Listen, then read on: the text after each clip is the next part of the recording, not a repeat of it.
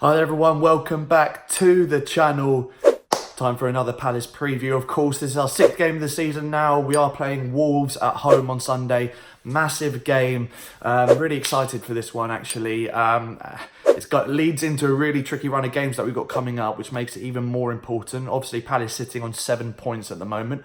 Wolves with a poor start to the season. They've only got 3 draws to their name. Bottom 3, haven't got a win yet in the Premier League this season. And obviously, as of last night was their first game in Europa League. They lost that late on to Braga, unfortunately for them. That poor run of form sort of continues off the back of that Chelsea defeat last time out in the Premier League. So I think for both teams, this is a big game. Wolves, I think there's more pressure on Wolves to get a result here, especially I think as their team, I think in terms of quality in the starting 11 is probably edges Palace's, I think it's fair to say. I'll first of all give my thoughts on the game. On a Palace perspective, I think that going into it, as I said, it's massive with the run of games we've got coming up, including Wolves, to be fair. Wolves, we had struggles with last season. Away from home, we had a shock result there, Ayew with probably his best performance of last season. Hopefully he can replicate that again this season at Selhurst Park. But Wolves are a very tough team to play. With their 3 at the back system, you know, it's quite hard to break down with their wing backs. Defensively can be very solid. Not so much this season, which is probably, you could say, due to the Europa League. They've already played a handful of games in the Europa League already, just to get there. So I don't know if that's had some effect, but I do think they've added some depth in the defence. Vallejo looks like a good player in terms of depth with obviously Europa League and the Premier League fighting on 2 fronts, if you like. And obviously up front, Cutrone, who I rate quite highly as well, is a good addition there to Jota and Jimenez, who last season were probably the best duo up front, I think, in the Premier League, in my opinion. They were fantastic last season. So I think in some key areas they have added depth, but I think that midfield is fairly, lacks a bit of depth. So going into it, I think that Palace will look to try and dominate the midfield. I think whoever can dominate the midfield battle will go a long way in winning this game, especially with the way the 2 teams will set up. In my opinion, I think we will do what we always do at home, and that is play as an away team. We will sit deep with 2 banks of 4. We were fairly out of possession. We were fairly deep. I say fairly deep. We were a bit higher, but compact against Aston Villa in our last home game. And let Villa have the ball, essentially, and only really pressed them when they came into our half and then looked to break quickly. I think it'll be very much the same sort of scenario against Wolves. I think we'll even be even more cautious against Wolves, knowing the threat they have on the wings and the pace and the ability they have up front. So I could see us letting them have the ball. We did something similar last season. It was a very boring game at Selhurst Park last season. Obviously a 1-0 win to Wolves in the end. I could see it being a very similar game to that, in all honesty. I don't think it's going to be a great spectacle, this one. Cue a 5-goal thriller. But honestly, I can't see it being a massive spectacle for the fans. I can see it being quite cagey from both teams. I think Wolves obviously need the result, so perhaps they will come out with a bit more, a bit more impetus to win the game. For us, I think that a point is an okay result. Ideally, we will be looking for the win in this one, though. And I do think that players like Zaha, I'm going to come on to my starting 11 now, my predicted 11. But there'll be some players that, you know, they've got big games. This is a big game for them, and will be a big game for the team going forward. So midfield battle will be huge, and obviously hence the midfielders I picked coming up. But midfield battle will be massive, but it will be about how we use the ball when we get it. I do see us sitting deep, letting Wolves have the ball, acting as the away team, and hopefully that frustrates Wolves and can lead to some errors on their behalf, you know, and perhaps a change of formation if things aren't going well, and then we look to counter them with pace. And you know, it's standard Palace. That is the way we play, and I think it can be very effective when it's done well. The problem always is for us consistency. Can we put in a consistent performance like we did before the Spurs game? We started having some consistency in our performances. United, Aston Villa, and then Spurs, we just didn't show up, and that's the frustrating thing with Palace at the moment. But anyway, here's my predicted lineup for the game. So as you can see here, guys, I'm gone with the 4-3-3. As I said, I think this is the best formation for us, and it's a formation that defensively we can bring the wingers back and act as almost a 5 across the middle, play like a 4-5-1 in defence, and then obviously in attack they can bomb forward in a 4-3-3. Guaita in goal, of course. He's had a good start to the season. Ward, Cahill, Sacco, Van Aanholt, same back four that played against Spurs, and I think that I wouldn't drop anyone in that, because I think this back four is going to be our strongest back four as the season goes on. I think this is the starting back four for us. And although Sakho was particularly poor, it was his first start in the league this season. He has come back from a lengthy injury. His fitness, I think, still needs a bit of work just to get back to Premier League, match pace. So I think the only way he can do that is to play in more games. I think the more games he plays in, the better he'll get, obviously, and he'll be back to his best in no time. I'm certain of that. So Sakho starts for me. I wouldn't drop anyone in that back line. Midfield, obviously, this is I mentioned in previous videos, this is the area of the pitch that I think is crucial for us if we're going to do well. And as you can see in this, I've gone with Milivojevic and Kouyaté. I think they're dead starters in that team. And I put in MacArthur because I think if he's fit, I think Roy Hodgson will put him in. The upside is that we've got so much depth. We've effectively got a second midfield three that could even be a starting midfield three, on their day.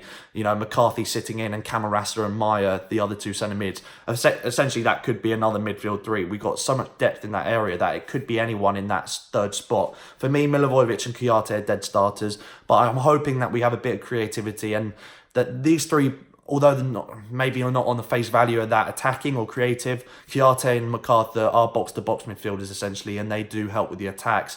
And have got a lot of energy to come back on defence. And obviously against Villa and against United away, that midfield three was fantastic. So I've got to stick with that and hope that Roy, if MacArthur's fit, comes back in. If not, hopefully Camarasa and McCarthy get a start for me. I don't think Maya will start in this one, in all honesty.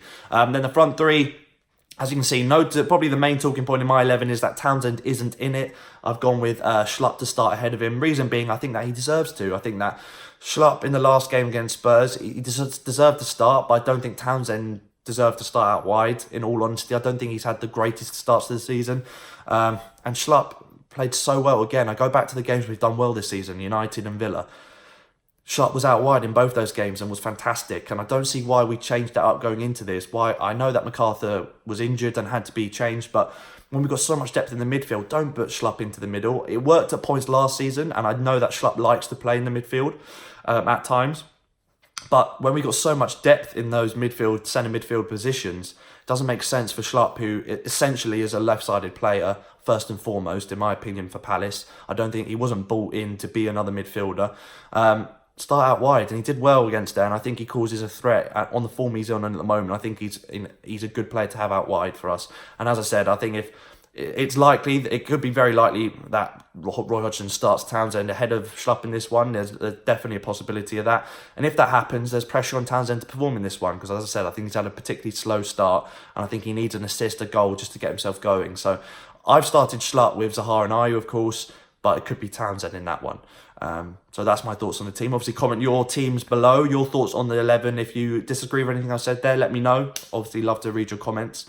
So obviously, looking on the Wolves side of things, I am very happy to say that Finerrz, Finn, obviously, some of you may know through 90 Min, the Wolves vlogger for 90 Min. He's very kindly done a short preview ahead of the game for the channel. So here are Finn's thoughts regarding Wolves going into this fixture. Hello, Harvey, mate, and everyone over on Harvey's channel. Crystal Palace Wolves this weekend, and I'm a Wolves fan, so I'm here to preview it from our perspective for you, if you're interested. If not, skip ahead, feel free.